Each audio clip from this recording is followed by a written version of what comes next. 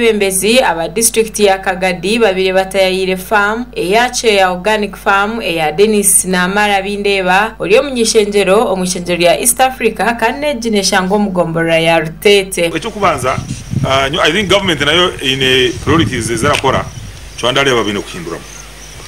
Nyeche ndaleba chikuru bine kusupportinga nuclear farmers. Dennis na Mara na jarangu government eshemirire no kutamani abahinji abahango abine ekibari kubasa kuganyira abahinji abakiri bace. Bale bo muhinji kanye government ine kubera kutamusente era kwa machineries niko base kuyamba abahinji abanda bali harubaju ebe barahinga obase kubibaguraho iburunda katale akarasinga. Na Mara agarukire yahiga na nabataka kurwo mu district okugira ngo bejumbire omubyo buhinji biraruge musende kugira ngo kibase kubahwera kubasa kuganyirwa omukuhinga okubari kwejumbiramo. Farmers should engage in commercial farming, not produce for the stomach only.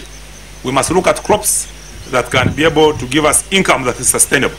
If a farmer was able to plant house avocado, he would be able to make some good money for the next 50 years. That's for small holder farmers. Even if you planted maize in a commercial way, okay, you may have 5 acres, 1 acre.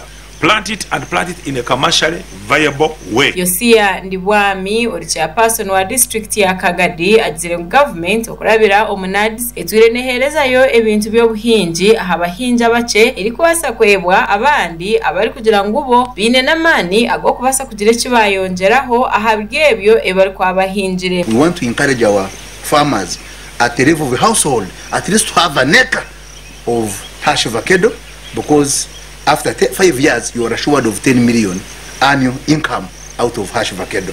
I am impressed. He has a very good bed, nursery bed for farmers where they can get seeds. So we feel as a district we need to come in and help him. Garukire yayoreka ngo bwahati hariho kinde kikozirwe na mnonga aha farms ezibari kushanga zineho ebintu binji niko kwiga abahinji okugira ngo batandike no kuhinga hash avocado kugira ngo hine cyango ekeri kubasa kubaganyira. Tungirwa mu bisabo kujya kubungira omulimi waitu omukuru na Mara Dennis kandi cyo mugisa ali mukurase waitu mu kwatu wa East Africa baitu ngo mu district ya Kagadi. Tukayitumanyire ngo ali yo kandi ali mulimi baitu kutuzize tusangire kisane kya kwayineho ali mulimi wa mani muno tusimire nka district baitu kandi twarurangu na government neteka kujyamu halevo ya hikiroho ahingure district kumukonyera kusaba government ya hagati tujya kwandika kandi tusabe bamukonyere na muno issue ya irrigation bakutunga amaizi akaturukia ebirimo bino bya kuturukia obwire bwona bituganyirwamu nka district, because halevo yaruho tali model farmer baitu is a nuclear farmer mu district yaitu.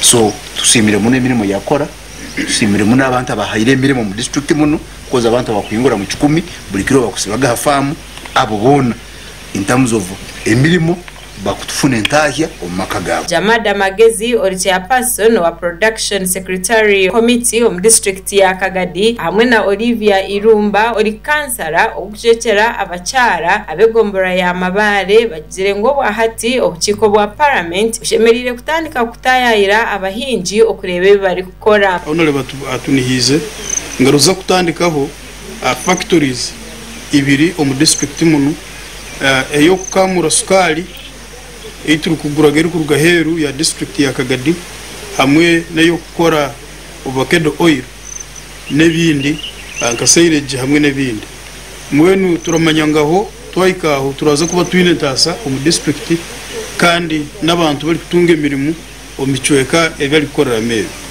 So nkabebembezi ba district turaza kumuha support kandi ndashaba ngo akaciko kakuru ka parliament akebyo buhinji nako tukashabe ngo hakirikije kabungireho muhinji ogu akubana ko kina mageza kandi karongeraho in terms of kumsupportinga umusente hamwe na mageza. Eric Sande kurwo mu office ya Kawo wa Kagadi araganise kugira ngo bo nibija kugira kibahereza abahinji kugira ngo nabo babase kugira ebindi ebibayongera ari ebyo ebibatandikire gukora. Sangire omukuru na Mara Dennis nakore ibintu bingi ari mulimi kandi omulimi ali harulengo urwahiguru muno nalime bicholi nalime bikaijo nalime umuceri kandi na hashi avocado nka district tubaire tutakafunire omugisa gw'okujja faamu kurula emirimu ebikorwaho baitu obutwizire tusangire